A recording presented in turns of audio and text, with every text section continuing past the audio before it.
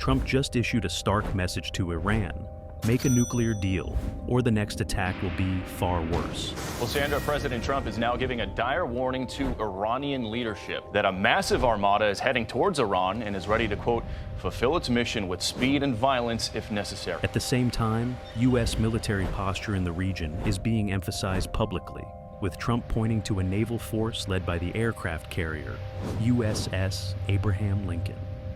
Iran is answering with its own warnings. Any U.S. strike would be met with an immediate response, unprecedented, he described. But also hinting it's still open to a fair deal. So, what's actually happening here? Is this a negotiation tactic designed to force talks?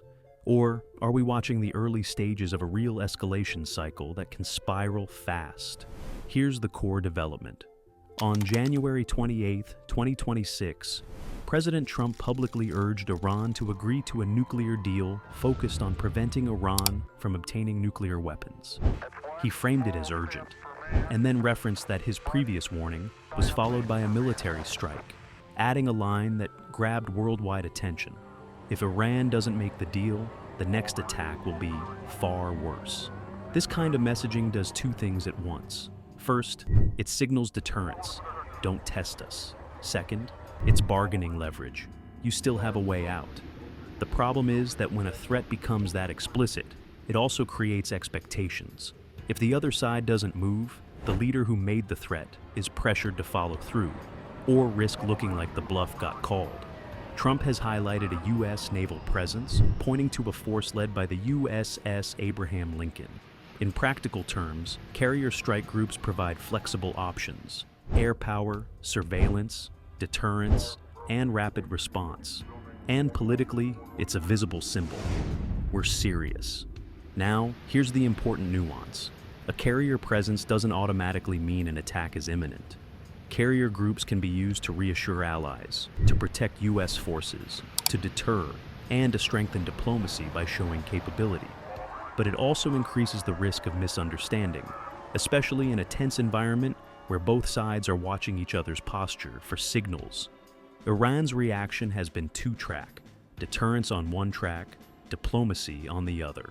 According to Reuters reporting, top Iranian officials warn that if the U.S. attacks, Iran could retaliate against U.S. interests, Israel and others aligned with the U.S. At the same time, Iran's foreign minister signaled that Iran is still open to what it calls a fair agreement, one that avoids coercion and preserves Iran's right to peaceful nuclear technology.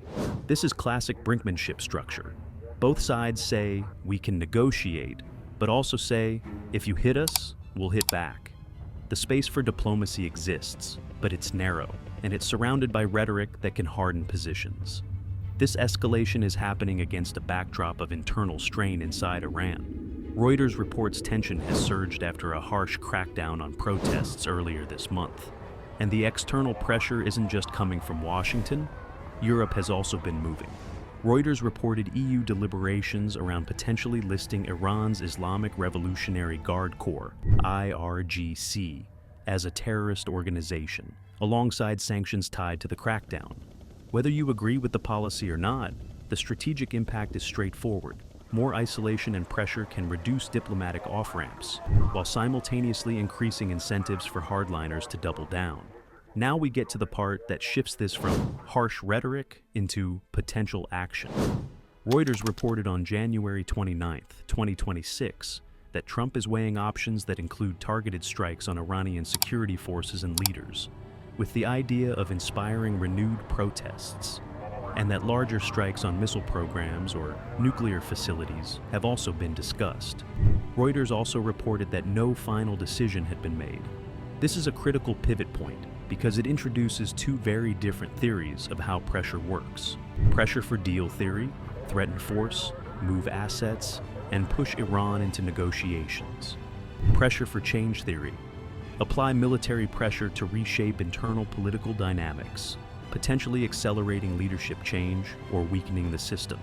The second theory is far more unpredictable. Foreign military action can fracture a country, but it can also unify it. It can weaken a regime or give it a justification to tighten control. and even U.S. partners reportedly cautioned about the limits. Reuters cited Israeli and Arab officials arguing that air power alone would not topple Iran's clerical rulers. On Sunday, Iranian state TV showed Supreme Leader Ayatollah Ali Khamenei saying that the nation would not be intimidated by these threats. He said Iranians did not want to attack any country, but that they would strike a strong blow against anyone who attacks and harasses them. So even if the goal becomes change, the means may not produce the result that people assume. When politicians say nuclear deal, people often hear one simple idea: no nukes. In real negotiations, it's usually three fights at once.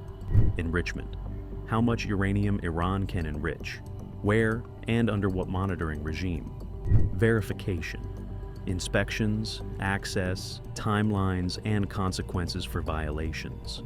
Broader security issues: missiles and regional influence networks often show up in negotiations, even if they're not the headline topic.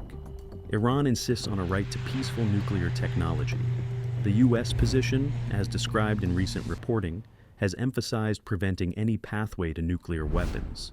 That's why we're open to a deal. Statements don't automatically translate into fast progress.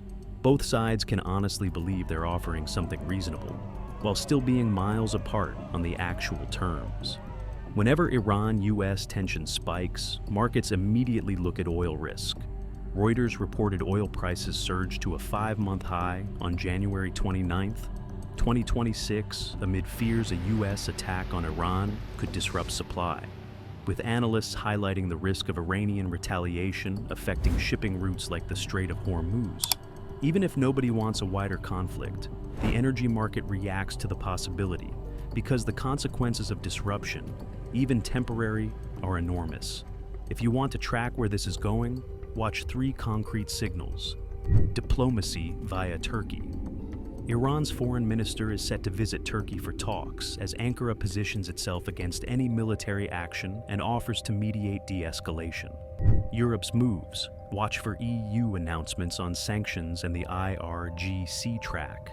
Those decisions shape Iran's incentives and international alignment.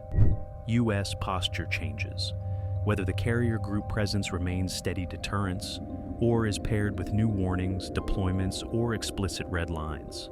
This story is moving fast, and it's the kind of situation where a single miscalculation can change everything.